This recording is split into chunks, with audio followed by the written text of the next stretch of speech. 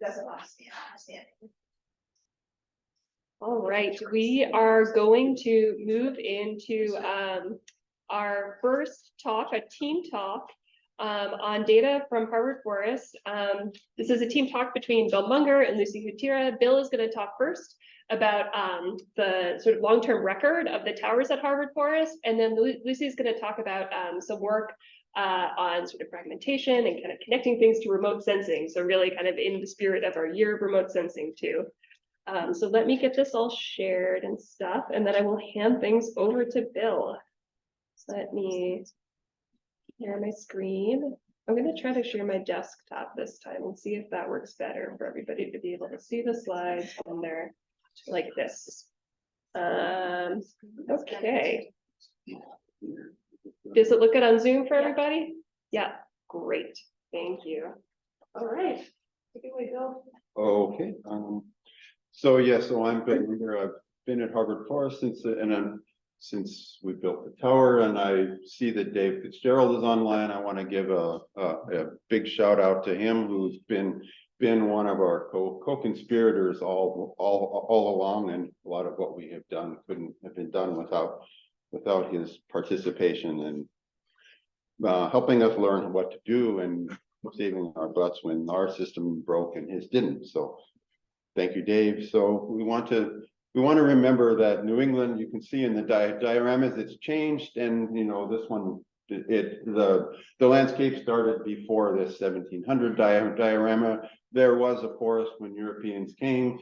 They wanted to farm. They cleared it, and you can see over time that things cleared. The land area covered in forests went down to be a minimum. And what you saw today as you're driving here, this a big forest, you think, oh, that's been here. No, it hasn't been here. This is a new forest that grew up on abandoned crops and pastures. We have observed climate change. It's not a fiction. It's been about, since the record here at Harvard Forest started, about 0.2 degrees C per decade, with a lot of interannual variability. But I think more important is to keep in mind that what really seems to be changing a lot, kind of noticeably, is the how cold it gets in the winter. So I think instead of just thinking of annual climate, we need to think of how that changes the seasons, particular things like the winter, since there's kind of a transition that really matters between frozen and not frozen. So a little bit of change means it snows or it rains or the snow melts. So that's important. The biomass that's here, the trees you'll see out there today have been here since about 1900. Our tree ring record that's been done shows that over time, in purple oaks and green is the maples, the record, the cores only go back to 1930, but there's trees that go back to about before 1900, and oaks have been steadily growing, except for when spongy moth set them back a little bit. And particularly in the last 10 years, you see in the record, there's an increase in their annual increment. There's 3 towers here now. There's a hemlock tower. You'll see there's an EMS tower, and there's a neon tower. This is to show you there's a lot of green around here. If you looked in or if it was the winter image, you'd see that some of those patches are not green in the winter and some are. So there's evergreen patches and there's deciduous patches. One thing that's interesting to note is generally the 2 towers, the EMS and the neon tower, footprints don't overlap. So they're near each other, but they're looking at different patches of forest, and we think we can use that to kind of triangulate a little bit on looking at different patches of vegetation under different weather conditions and see how that influences. We've had a long record. EMS goes back. We put up the tower in the 90s. The record of the consistent data starts in 91. The hemlock starts there in green and is since about 2005. And we break the hemlock data into the hemlock sector, which is one part of the quadrant around the site that's almost all hemlocks, and then another part that's a mixed forest, and then neon comes in there, and you can see there's kind of an overlap between the neon and the EMS tower. If you look at individual hour by hour, they don't match up because the footprint's not the same, but the envelope does overlap. That's good. Well, one thing that what I want to show here is that in the red is the deciduous dominant EMS tower. It has a sharp peak in the middle of the summer of its CO2 uptake, but there's a long shoulder season on each end where the blue and the green, where there's a lot of these conifer trees. There's a lot going on in those shoulder seasons, even though the peak's not as much. We've been measuring what the trees are doing. You saw some plots, you can see some more. The oak trees are the biggest part of the biomass, and they've been steadily increasing. The red maples are hanging out there, and they kind of spring up and die at about the same rate, so their mass hasn't changed. The others are, you can see there's a dip there in the other, and when you go out to the site, you'll see, oh, there's this patch of plantation red pines that all got some kind of disease, and they all died at once, and those happen to be in some of our plots. So plots matter. We've looked at, if you do the annual flux, you see there's been some trends, and there's a lot of interannual variability. The biomass has been steadily increasing at about the same rate over time. So how do we analyze? How are we proposing to or want to analyze this? What I want to show today is some things where we've taken our observed NEE and fit a kind of a simple temperature and light response to extract kind of the ecosystem functional responses to things, and see how those functional responses change, rather than try to build some kind of aggregate that's got a lot of modeling in it to get what the sum is. We just want to look at those functional responses. We can do the same with the evapotranspiration. It turns out, at least for the hemlock, the conifer site, it really fits well to just a simple linear relationship to the incoming light, which I use PPFD here because we don't have the total solar for the entire time period. And then what our question is, has the ecosystem function changed over time, and what accounts for some of the residual variability? So we look at the ecosystem function on an annual. So we do 5-year increments. So each of these points is a kind of a 5-year bin where we fit. There's not very much photosynthesis in the winter. Obviously, a deciduous forest, it peaks in the June and July, and there's a lot of variability between the years in that ecosystem function. We can look at it another way. We take that functional form, and then I got an average light level for every hour of the day, and applied a constant light that's based on the average over the whole time period, and did just for the light response part to get the predicted GPP for a constant amount of light. And there's been a consistent trend for the June and July time period. You get about a 50% change from the minimum to the max. So it peaked in the time period centered on 2010, and it's been going down. The late summer hasn't changed as much. So the springtime, and I would propose that some of that, the change in spring depends on kind of what the change in early summer depends on what that antecedent spring had done. So if you have a really kind of an early spring, a warm spring that lets the leaves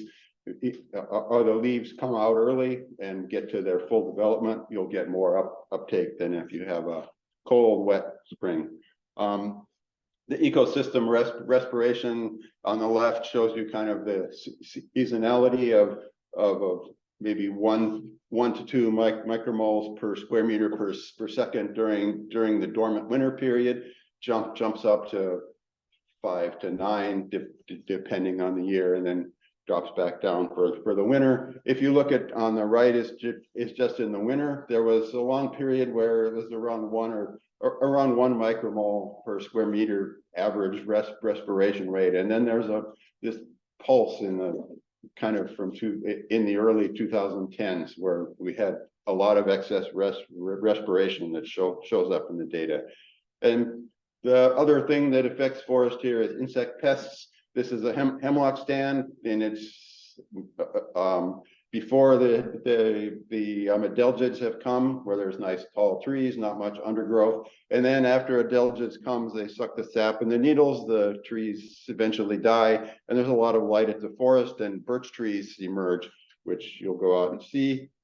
We can look at the average light response. So each of the dots is just a binned average of the CO2 flux for a given light level. The red line is the green line is before the adelgids came. So for a given light, there's more uptake here and the red line is after the adelgids have been there a while. So there's been a reduction in the light response.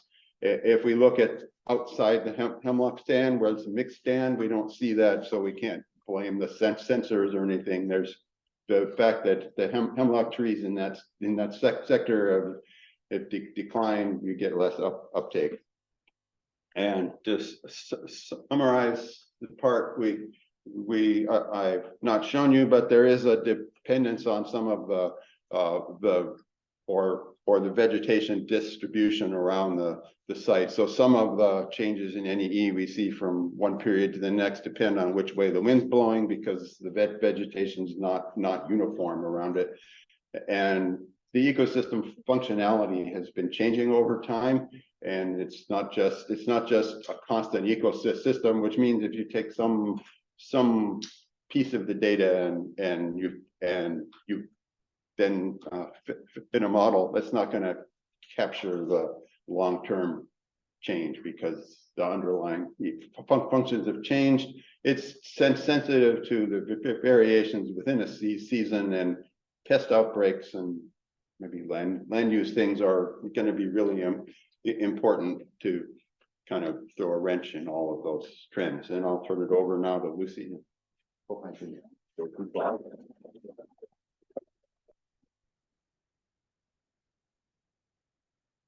Thanks, Bill. I want to pick up on that first conclusion bullet that Bill had, that variations in ecosystem function depend on heterogeneity in the vegetation distribution and landscape structure. And much of what Bill talked about, actually all of what Bill talked about, is coming from Harvard Forest, which you can see in the landscape here, but much of the New England and much of the world landscape doesn't look like that. It looks much more fragmented and heterogeneous in its composition and variability. And so I'm going to share with you some of the work that we've been doing here at the forest, thinking about the impacts of forest fragmentation, and particularly how edges may function a little bit differently within the landscape. So globally, about 70% of all of our forests are less than a kilometer from an edge. In temperate ecosystems globally, 17.5% of all forest is 30 meters from an edge. And 30 meters is about the distance of edge influence. So it's an important number. In New England, or in the Northeast US, a 20-state region that I'll be showing you, about a quarter of all of our forest is within 30 meters of an edge. So conceptually, when we think about forests and edges, I'll show a cartoon here of what you might see in a rural landscape and what you might see in an urban landscape. And there's a lot that changes near the edge. Soil temperatures and soil moisture. Temperatures increase, moisture decreases. That's amplified if it's a developed landscape because you have extra anthropogenic waste heat, you have urban heat islands that are also influencing it. And it's a lateral exposure of extra radiation that's coming into the system that's driving them. There's also changes in the biogeochemistry.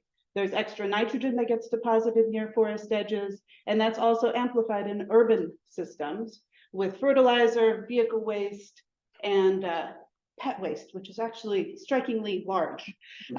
So this is true for nitrogen, but it's also true for other important cations in the system. There's some detriments with edges. Salts and heavy metals can get higher. And pollutants can also be higher. And this is particularly true for ozone and particulate matter, but it's also true for CO2 because many of the edges are dominated by roads, which are a large source of CO2. So to tackle this, one of the main ways that my group and collaborators have been doing this is using the forest inventory and analysis plots. So this is a 20-state region that we've been studying. There are more than 48,000 plots that have been surveyed multiple times in this area. And an incredibly talented former graduate student dug into this and was able to identify that over 6,600 of the 48,000 plots were actually edge forests. And so what we've done is we've taken a causal inference approach and statistical matching, controlling for what the species groups are in the plots, temperature, light, and moisture, and looked at differences in the structure and function of those edge forests. So structurally, starting with basal area, so cross-sectional area of wood, what we see is that there's differences in what the basal area is as a function of species type. We already knew that. Parsing out the edge plots, we see that forest edge plots have about 14% more biomass as represented through basal area. If we parse that one step further and look at anthropogenic edge plots, so those are edges that are not near lakes or tree lines, but rather near roads or agriculture, it's a 21% increase in the basal area. This is a large increase. This is not due to larger trees, it's due to more trees. If we go to the next step of, okay, so we have more biomass, but is it growing faster? So basal area increment now, same structure of a plot. The basal area increment, the amount of annual wood accrual is 24% higher near these forest edge plots. Anthropogenic edges, 36.3% higher. And this is a striking finding because it's the opposite of what's been seen in the Amazon, which is probably the best other studied place for this sort of response. And we're seeing these increases in biomass and increases in wood growth without increases in mortality. So this has been the last decade of my life. And it's something that we're going to continue going forward, especially here at Harvard Forest. Ask me offline about all the other things we're doing about edges, because I'm obsessed. We've been looking at the sensitivity to climate extremes, looking at soil respiration dynamics near forest edges, nitrogen mineralization and nitrification, microbial communities and pathogens, and how all of these things are coming together to influence how these systems are cycling carbon and water. So in my last, I don't know how many minutes, I'm going to go quickly. I want to make the link to remote sensing. So OCO 2 and 3, I've been lucky enough to be on the science team for these missions, and they've been targeting Boston and Harvard Forest for several years now. So this is one particular snapshot area map that captured both on the same day in the same image. And this is solar-induced fluorescence that's being shown here, which is widely believed to be a strong proxy for photosynthesis and GPP. So if we look across this entire snapshot area map, our afternoon solar-induced fluorescence looks something like this. If we parse that to look at the yellow orangish box and the red box, you can see that the area over Boston versus the area over Harvard Forest have different SIF responses, which is what you'd expect because the biomass density is different in these areas. But Harvard Forest has 3 times the amount of vegetation, biomass, leaf area as Boston, and Boston, but it has only 2 times the amount of SIF. How can that be? Well, part of it is the edge forests that I just described, which dominate the urban landscape. And so if those are growing faster. That is the signal that we would expect to see in the solar induced fluorescence, and that's part of what we're working on. We also have set up, and on the walk-up tower, you'll see part of this today. You'll see the subsequent version to this instrument, where we've been measuring solar induced fluorescence from the tower here and in my building at Boston University. So this is exactly where the satellite is targeting for these snapshot area maps. And what you could see in this full field of view is we're looking at a really heterogeneous urban landscape. We have roads, we have a river, we have trees, we have grasses, and we have a SIF signal. You see the plunges in the values, those are shadows.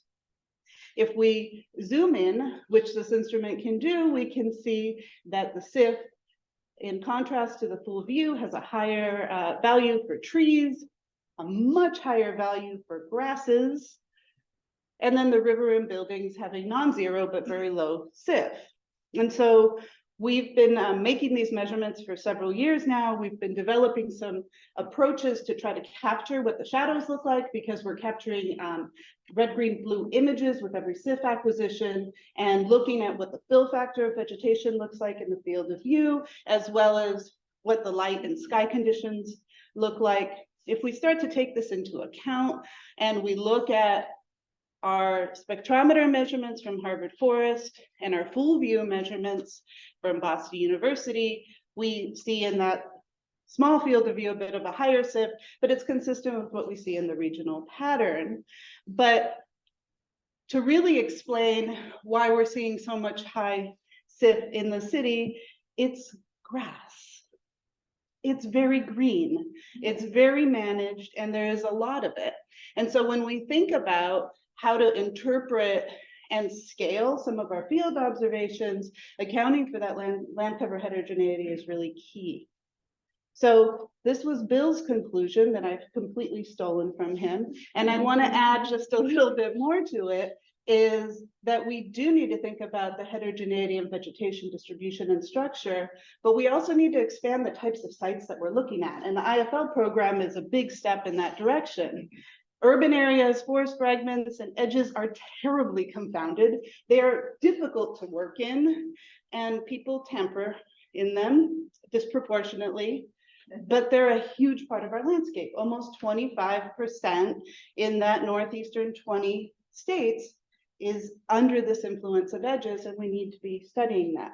So everything I've said comes with a giant caveat of we've only looked at temperate mesic forests here. Massachusetts and beyond. Europe is seeing similar responses. The Amazon is opposite. What happens in arid systems, I don't know, but somebody really needs to find out. So I'll stop there.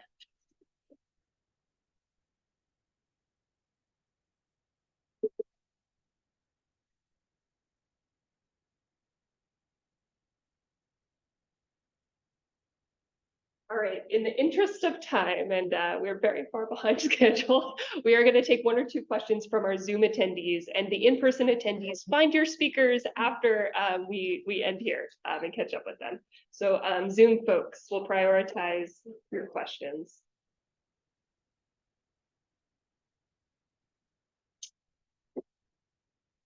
Patty, do you have your? Writing. All right. Right now. Okay, I see a hand up from Jessica. Jessica, you can unmute and ask your question. Hi, yeah, so I'm sorry, I missed the name of the first presenter before all the Forest Edge slides, but there was a slide on I think GPP in 2010, and there was like a spike on it, and I wanted to know if there was any like investigations on what drivers might have caused that spike. So the decline in GPP in 2010, yeah. Peak, Or peak, yes. yeah, there's a peak there, and keep in mind that each of those points shows the year is kind of the midpoint, but 2010 was kind of the end of when we had a steady increase in the uptake rates. So that's captured that, and the early 2010 itself had kind of a warm, wet spring, and the forest got off to a really great start. It kind of petered out in the end of the summer when it quit raining, but I think that's what that captures is a particularly good spring for putting out very productive leaves. All right, so the answer to that was a particularly great spring that year. That was also sort of the turning point for these increasing rates of uptake. So particularly good spring makes a big difference. Any other people on Zoom have a question?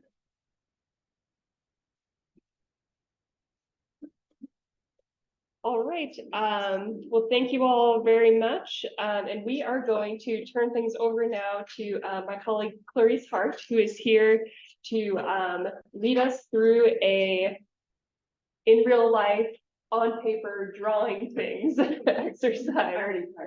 You already did it, you already drew stuff. Yeah, that's great. I think, should I sign off of Zoom now?